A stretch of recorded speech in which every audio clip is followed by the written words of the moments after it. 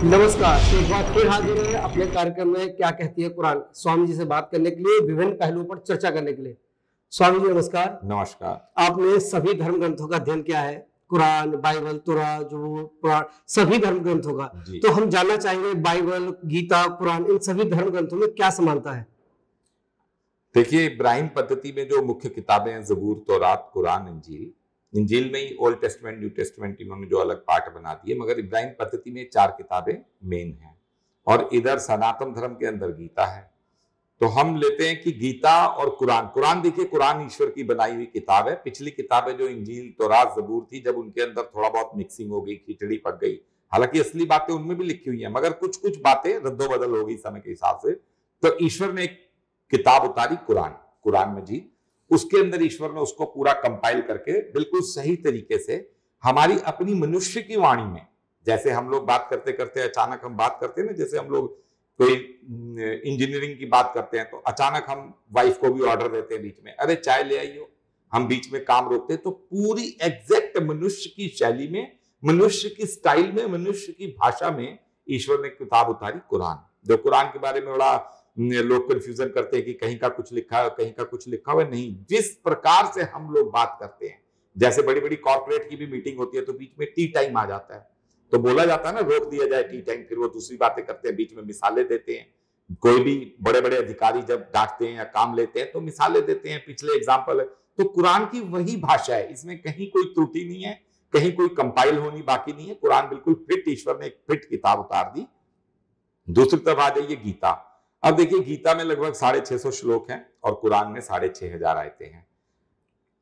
आपको पहले ही बता दिया था, गीता मनुष्य जन्म के लिए है, मनुष्य जीवन के लिए। पिछले एपिसोड्स में आप देख लीजिएगा।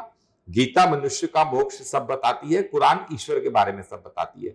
तो जो कुरान के अंदर बातें लिखी हुई हैं वही बातें गीता के अंदर लिखी हुई हैं, मगर ये जब जो इनको अध्ययन कर लेगा अच्छे से वही समझेगा। गीता में जैसे उल्लेख दे रखा है जिन बातों का 7वें अध्याय के 7वें श्लोक में, कि समस्त, भगवान कृष्ण कहते हैं कि समस्त ब्रह्मांड मेरे शरीर के इर्द गिर्द मणियों सी माला सा गुंधा हुआ है। इसी बात को कुरान कहती है कि सारी कायनात से भी बड़े अल्लाह हैं। अब बड़े का साइज नहीं दे रखा, बड़े का साइज आपको जो बताया कि एक व्यक्ति के साथ मेराज घटना हुई, ब्राह्मण था, 6 अक्टूबर 2016 की रात को लगभग 40-50 सेकंड वो अल्लाह से मिलकर आया। उसके दिमाग में सारे नाम डाले उस आदमी ने, जो आदमी उसको मिला, कि क्या मैं अल्लाह हूं, क्या मैं राम हूं, क्या मैं कृष्ण हूं, क्या मैं गॉड हूं, क्या मैं परमेश्वर हूं, क्या मैं नारद हूं, क्या मैं दुर्गा हूं। तो उसके बाद जब वो वापस अपने में कमरे में लौट कर आया, ये 40-50 सेकंड घटना थी। ये लगभग हर एपिसोड में इसका उल्लेख दे दिया जाएगा। आप नीचे जो real meeting with God part 4 है वो आप देखेंगे तो आपको ज्यादा डिटेल मिल जाएगी। इसी बात को कुरान में आ रही है बातें। फिर मैंने अपने रब की बड़ी बड़ी निशानियां देखी। वहां कृष्ण कह रहे हैं कि भगवान आप अपने चक्रधारी रूप में आ जाइए, आपके बड़े बड़े हाथ पैर आंख पेट मैं नहीं देख पा रहा। तो जो बातें गीता में लिखी हैं वही कुरान में लिखी हैं, बस ये समझने का फेर हो रहा है। कुरान बड़ी सटीक ईश्वर की वाणी है, गीता बड़ी सटीक मनुष्य जीवन की वाणी। जहां तक हम गीता की बात करें तो उसमें पुनर्जन्म, मूर्ति पूजा, इन सब चीजों का वर्णन है, लेकिन कुरान का दृष्टिकोण बिल्कुल अलग है। तो इस बारे में क्या कहती है कुरान और आप क्या कहना चाहेंगे इस बारे में? कुरान का नहीं, संसार का ये बात आप ध्यान रखिएगा। जो यहां बात बोली जा रही है बहुत इंपॉर्टेंट बात है। संसार का दृष्टिकोण अलग है। देखिए, आपको पहले भी बताया कि इस्लाम को अल्लाह के बारे में कुछ भी नहीं मालूम, कुछ भी नहीं मालूम इस्लाम को। हाँ, अल्लाह के नजदीक वो बैठे हुए हैं, अल्लाह के दरवाजे के ठीक बाहर बैठे हैं, मगर अल्लाह ने कुंडी लगा रखी है अंदर से। कोई सनातन धर्म 10-20 किलोमीटर दूर है, क्रिश्चियनिटी 150 किलोमीटर दूर है। सारे धर्म अपनी अपनी दूरियां नाप रहे हैं, अल्लाह को ढूंढ रहे हैं। इस्लाम अल्लाह को ढूंढ चुका है, दरवाजे पे बैठा है, मगर अल्लाह अभी कुंडी नहीं खोल रहा, क्योंकि कुरान अभी सही तरीके से, कुरान को इन्होंने सही तरीके से समझा नहीं है। तो आप ये समझिए कि कुरान के अंदर पुनर्जन्म का विशेष उल्लेख है। कम से कम 11 आयतें हैं जो पुनर्जन्म को सर्टिफाइड कर रही हैं, मूर्ति पूजा को सर्टिफाइड कर रही हैं। कुरान में एक आयत है कि ये फरिश्ते हैं जिनके 2-2, 4-4 हाथ हैं और उनको संदेश पहुंचाने के लिए अल्लाह ने नियुक्त कर रखा है। तो ये 2-2, 4-4 हाथ कहां पर है? किसी के हैं? आपको दिखाई देते हैं? केवल मूर्तियों के हैं 2-2, 4-4 हाथ। 2-2, 4-4 हाथ है। तो पर, उन कुरान में पर लिखा हुआ, तो वही पर, वही कुरान, वो संदेश पहुंचाने का। तो देखिए, ईश्वर की तरफ से संदेश लेकर आता है नबी वो है जो ऊपर जाता है ब्रह्मांड में, वर्ल्डली मैन होता है, वो सामान्य संसारिक आदमी होता है। एक बाइबल में लिखी हुई है एज 49 की रात को उसके साथ कुछ ऐसी घटना होती है कि वो चौंक जाता है कि मैं कौन हूं, उसके बाद वो सब काम करते हैं। तो कुरान के अंदर संदेश ईश्वर का लाने वाला नबी है और धरती वालों का संदेश ऊपर पहुंचाने वाले फरिश्ते हैं। ये कुरान के अंदर साफ साफ आयत है। ये बड़े बड़े मौलाना बैठते हैं, वो बैठते हैं, ये लोग ढूंढेंगे, आयतें लिखी हुई हैं सब।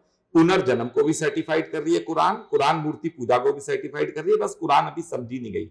वहां पर गीता कहती है कि जो विभिन्न देवी देवता तुम पूछते हो, अपने अपने मतलब से पूछते हो, तुम्हारा अपना अपना उसमें अलग अलग टाइप का स्वार्थ छुपा हुआ है। स्वार्थ कह लीजिए उसको, और सॉफ्ट भाषा में बोलिए, तुम्हारे अपने अपने हित छुपे हुए हैं उसमें।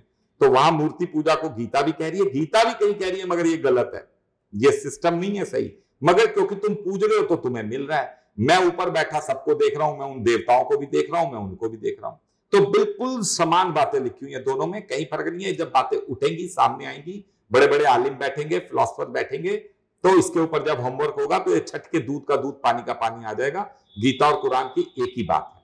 स्वामी जी एक बात और बताइए कि सभी धर्म ग्रंथों में ईश्वर का, अल्लाह का, गॉड का क्या स्वरूप का वर्णन लिखा हुआ है?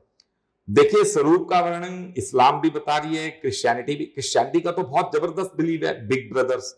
उनका ये मानना है कि आसमानों में एक आदमी बैठा हुआ है। हालांकि क्रिश्चियनिटी के अंदर भी मजाक उड़ाने वाले बड़ा मजाक उड़ाते हैं, उनके हास्य कलाकार कई ऐसे हैं जो अल्लाह ईश्वर के बारे में मजाक उड़ाते हैं।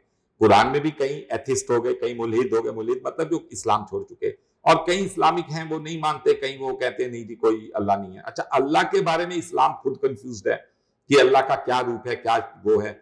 जो एक धर्म जो कंफ्यूज नहीं है वो है सनातन धर्म। मगर उसमें भी सनातन धर्म में मात्र 10% लोग होंगे जो ईश्वर के विराट रूप के ऊपर पूर्ण विश्वास रख के बैठे हुए हैं कि हाँ ईश्वर एक जगह है, बैठे हुए हैं। अन्यथा भटके ये भी हुए हैं सनातन धर्म वाले।